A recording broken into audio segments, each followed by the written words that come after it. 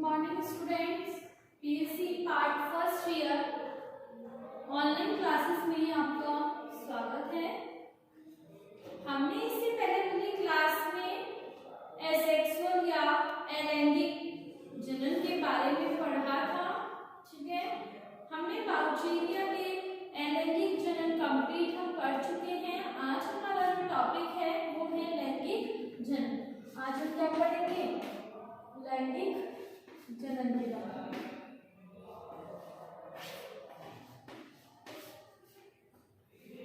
लैंगिक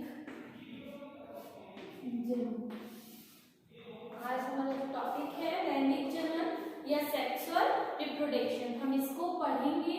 तो फर्स्टली हम इसमें थोड़ा सा लैंगिक जनन के बारे में बताएंगे, फिर हम अलग अलग जैसे इंट्रीडियम, एंट्रोसाइट और ओवोनियम इसके बारे में नेक्स्ट पढ़ेंगे। तो लिखिए इसमें बाउचीरिया में लैंगिक जनन, बाउचीरिया में लैंगिक जनन विषम युग्मकी प्रकार का होता है। विषम युग्मकी प्रकार का होता है।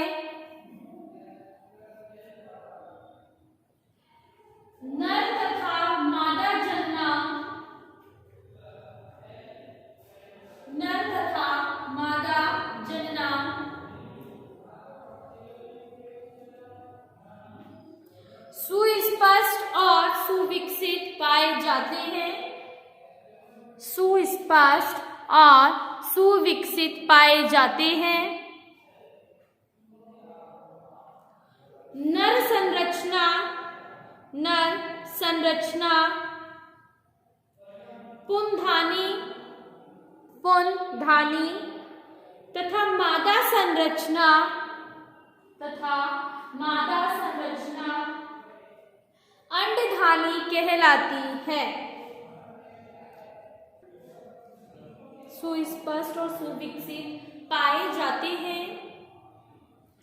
नर संरचना पुंधानी तथा मादा संरचना, नर संरचना पुंधानी तथा मादा संरचना अंडधानी कहलाती है। अंडधानी कहलाती है। अब हम पढ़ेंगे स्ट्रक्चर ऑफ एंट्रीडियम। इट मीन्स हम पढ़ेंगे संरचना पुंधानी की। ठीक है, तो इसमें टॉपिक डाल दीजिए पुंधानी की संरचना। टॉपिक डाल दीजिए पुंधानी। ये कौन सा है? नर जननांग है। ठीक है, ये नर जननांग है। पुंधानी की संरचना, नर जननांग। पहले हम नर पढ़ेंगे फिर हम मादा पढ़ेंगे। लिखिए इसमें, पहले हम संरचना पढ़ते हैं फिर परिवर्तन पढ़ेंगे। ठीक है, लिखिए मुख्य तंतु पर, मुख्य तंतु पर एक ही पुंधानी पाई जाती है। एक ही पुंधानी पाई जाती है। इसकी आकृति अधिकतर नलिकाकार, इसकी आकृति अधिकतर नलिकाकार और गोलाभ होती है, और गोलाभ होती है। नलिकाकार पुंधानी, नलिकाकार पुंधानी वक्रित और सीधी होती है। वक्रित और सीधी होती है।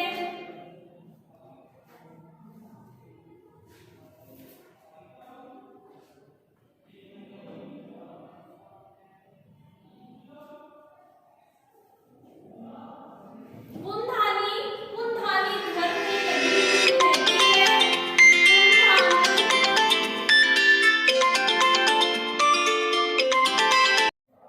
पुंधानी धर में लगी रहती है।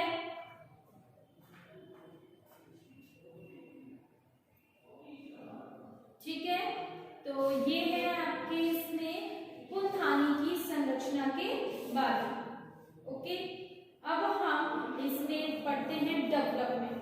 क्या पढ़ेंगे?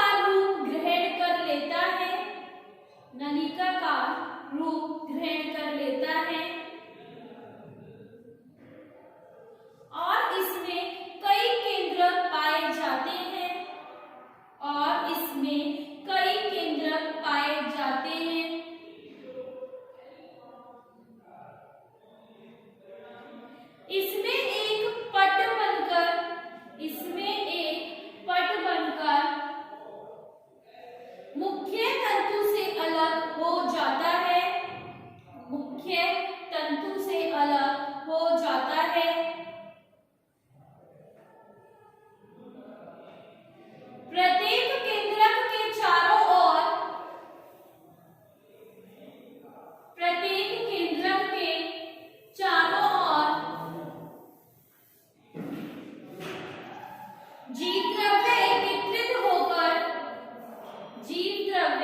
एकत्रित होकर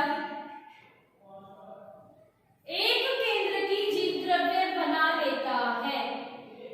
एक केंद्र की जीव द्रव्य बना लेता है जो द्विकशाभी पुमैणु में रूपांतरित हो जाता है। जो द्विकशाभी पुमैणु में रूपांतरित हो जाता है।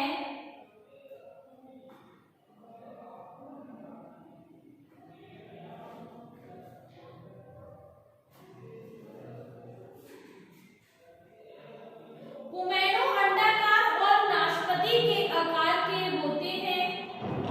पुमैणु अंडाकार और नाशपाती के आकार के होते हैं।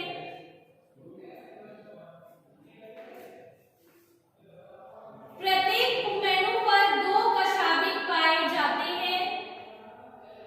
प्रत्येक पुमैणु पर 2 कशाभिक पाए जाते हैं। आगे वाला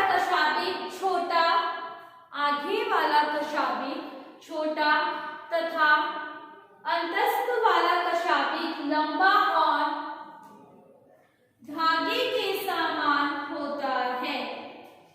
लंबा और धागे के समान होता है। पुमैणुओं की विमुक्ति या स्फुटन पुमैणुओं की विमुक्ति या स्फुटन अंतस्थ छिद्र के द्वारा होती है। अंतस्थ छिद्र के द्वारा होती है।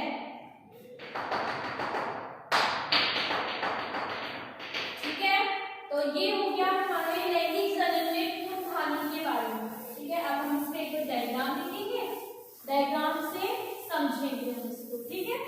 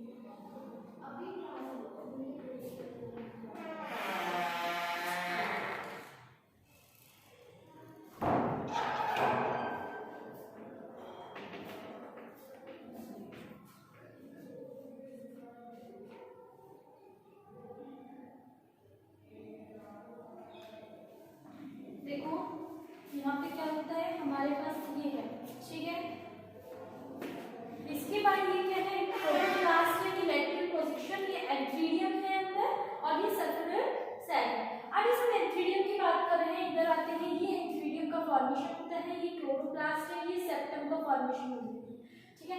अब ये प्रोटोप्लास्ट क्या होता है, जैसे जैसे इसमें प्रोटोप्लास्ट वृद्धि करता है, वृद्धि करने के बाद इसमें क्या होता है, ये जीव द्रव्य एकत्रित हो जाता है, एकत्रित होने से ये किसका निर्माण कर देता है, मेल प्रोटोप्लास्ट का, ठीक है। एंथ्रीडियम का फॉर्मेशन हो रहा है। फिर इसमें ये एक सेल बनती है जिसमें लैटरल पोर होता है, इस लैटरल पोर से क्या होता है, ओमेगा बाहर निकलते हैं, ठीक है। और इस टाइप का फॉर्मेशन हो जाता है, एक फ्लैजेला ये रहा, एक फ्लैजेला आगे वाला फ्लैजेला छोटा होता है जबकि दूसरा वाला बड़ा और लंबा होता है। अब इसमें आप देख सकते हैं कई प्रकार के केंद्रक है, तो इसको लिख लीजिए, डेवलपमेंट ऑफ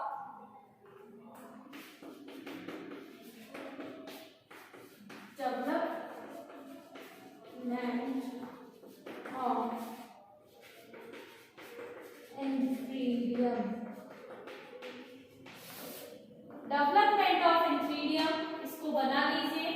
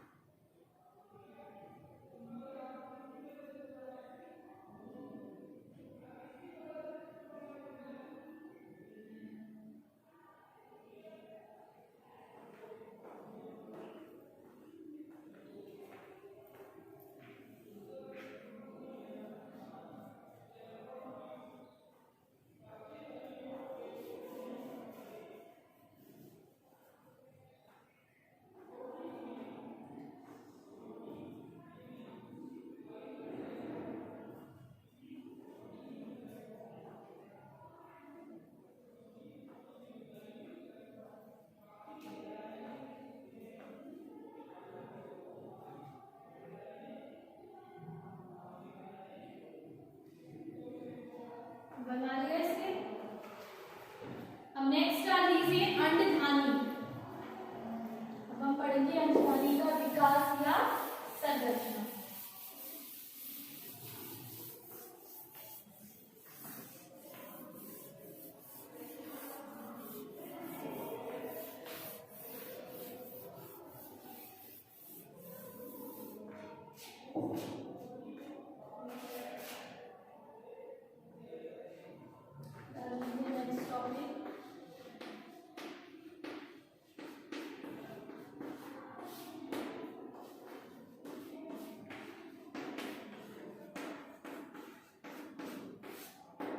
अंडधानी की संरचना और परिवर्तन, डेवलपमेंट।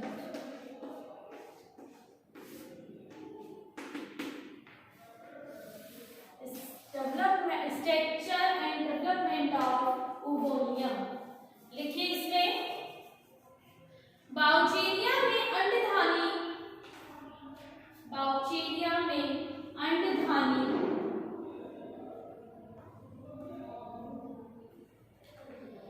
एकल या समूह में रहती है, एकल या समूह में रहती है। यह गोलाकार, अंडाकार, यह गोलाकार, अंडाकार होती है।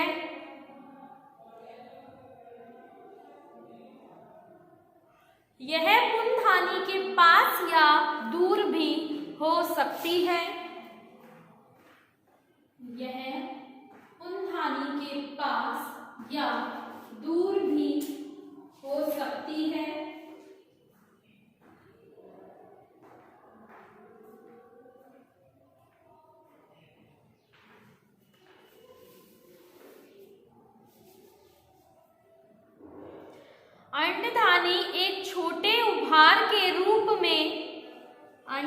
अंडधानी एक छोटे उभार के रूप में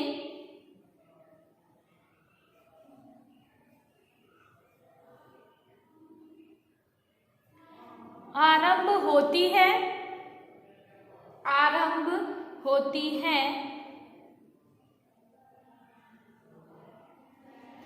इस स्थान पर जीव द्रव्य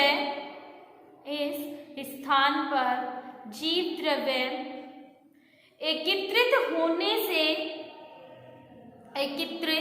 होने से यह विकसित अंडधानी बन जाती है। यह विकसित अंडधानी बन जाती है।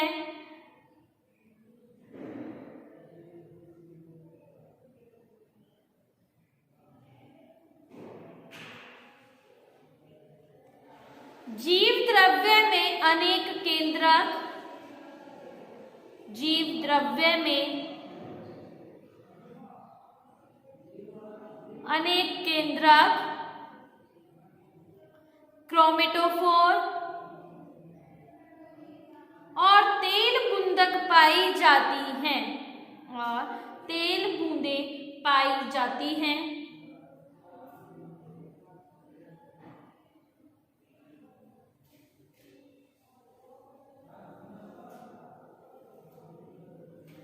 यह जीव द्रव्य वंडरप्लाज्म कहलाता है। यह जीव द्रव्य वंडरप्लाज्म कहलाता है।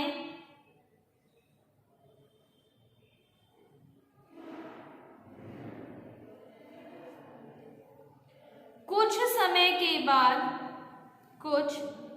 के बाद इसमें एक केंद्रक बचा रहता है।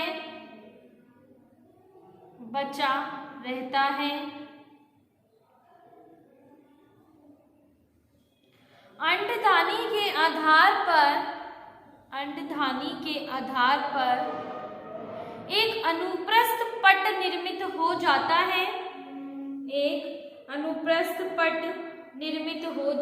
है।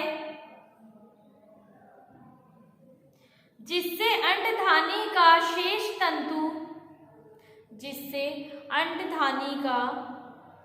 तंतु संपर्क खत्म हो जाता है।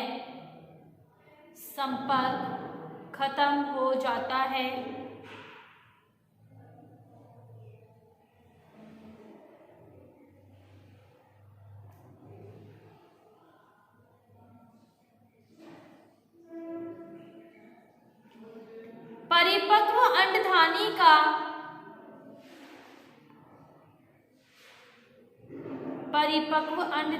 का एक केंद्र की जीव द्रव्य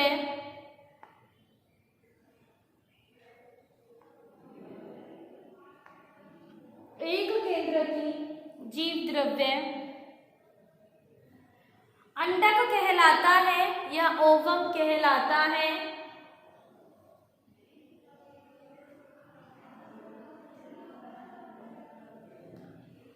इसमें आधार की ओर अथवा केंद्र में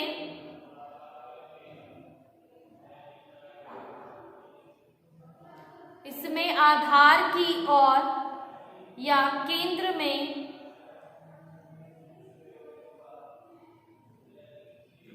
क्रोमेटोफोर या तेलीय बूंदें इकट्ठी रहती हैं। क्रोमेटोफोर या तेलीय बूंदें इकट्ठी रहती हैं। ग्राही स्थल पर रंगहीन जीव द्रव्य पाया जाता है। ग्राही स्थल पर रंगहीन जीव द्रव्य पाया जाता है।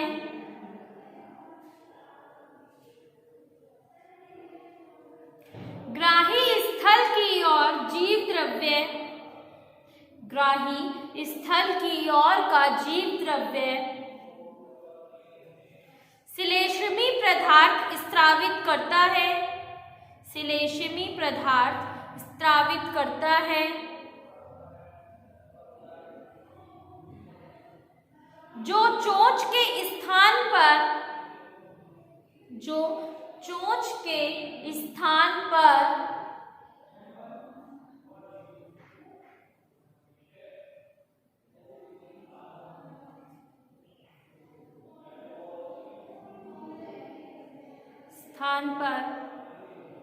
भित्ति के जिलेटिनीकरण से उत्पन्न छिद्र में से बाहर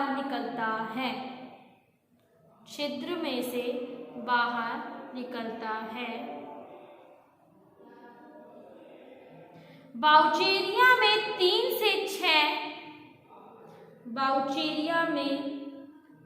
से 6 नलिकाकार छिद्र की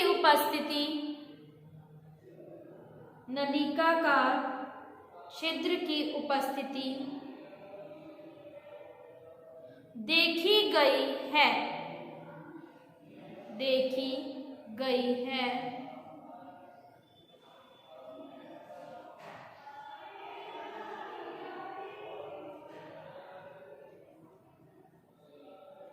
इसमें सभी केंद्रक परस्पर मिलकर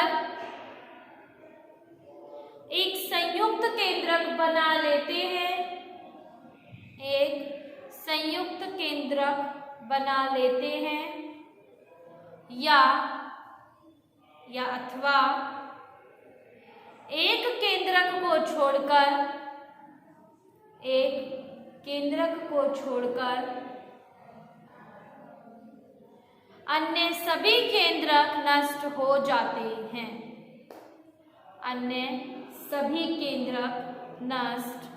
जाते हैं। ठीक है, तो ये हो गया अंडधानी। अब हम नेक्स्ट क्लास में अंडधानी के डायग्राम के बारे में बात करेंगे। ठीक है, इसके डायग्राम किस टाइप से इसमें उभार होता है। पहले छोटा सा उभार होता है जो कलरलेस साइटोप्लाज्म जिसके अंदर रहता है और बहुत सारे न्यूक्लियस रहते हैं, और इसके अंदर जो ग्लोब्यूल होता है वो एक ऑयल के फॉर्म में रहता है। ऑयल ग्लोब्यूल रहती है इसके अंदर।